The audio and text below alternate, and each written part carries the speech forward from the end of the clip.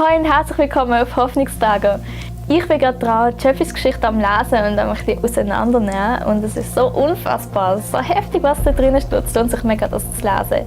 Mich hat mega berührt, als ich die Geschichte von Adam und Eva gelesen habe. Für die Geschichte nicht kennen, Gott hat Menschen in den Garten Eden gesetzt und hat gesagt, ihr dürft von allen Bäumen essen, außer von diesen 2 Bäumen, Erkenntnis und ewiges Leben. Der Teufel ist nachher gekommen in Form von einer Schlange und hat Eva eigentlich versucht und gesagt, hey, iss von dieser Frucht, die wird dir ganz viel Wissen schenken, ganz viel Erkenntnis schenken, du wirst sein wie Gott. Und Eva hat in den Äpfel gebissen und gegessen. Die haben beide von dem gegessen. Eva hat den Adam noch überzeugt. Und sie haben sich nachher versteckt, weil sie sich so geschämt haben. Und Gott ist sie suchen und ist ihnen nachgegangen und wollte wissen, hey Adam, wo bist du? Stell dir mal vor, du hast jemanden wirklich überhaupt nicht gern. Dann möchtest du ja ihn in dem verletzen, dass du ihm das wegnimmst, was ihm am wichtigsten ist, oder?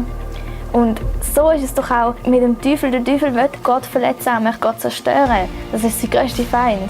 Und um ihn zu verletzen, greift er das Wichtigste an, was Gott hat. Hey, er hat Eva angegriffen.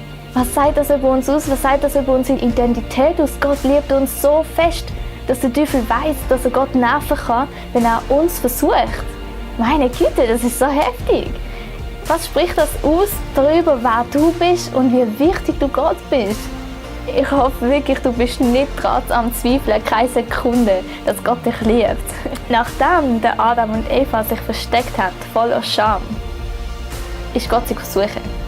Er hat nicht gesagt, die haben gesündigt, die haben jetzt von diesem Baum gegessen, ich habe ihnen eine Regel gegeben, sie haben sie gebrochen, sondern er ist sie suchen und meint er hat nicht gewusst, was passiert ist. Er hat es nicht mitbekommen. Er hat es mitbekommen. Und er ist sie suchen. Er ist ihm nachgegangen. Er hat gefragt, Adam, wo bist du? Er hat die Beziehung trotzdem wollen. Trotzdem, dass wir Sünder sind, möchte Gott die Beziehung zu uns haben. Er hat Freude daran, uns als seine Schöpfung zu lieben. Was sagt das über unsere Identität aus? Darüber, wie fest Gott uns liebt. Er hat uns nicht aufgegeben, wo wir gesündigt haben. Wo wir Menschen am tiefsten Punkt von unserem Leben waren, ist er uns suchen. Adam, wo bist du? Und das fragt er auch dich. Hey, wo bist du? Komm zu mir. Ich möchte dir vergeben. Ich möchte dich an mein Herz ziehen.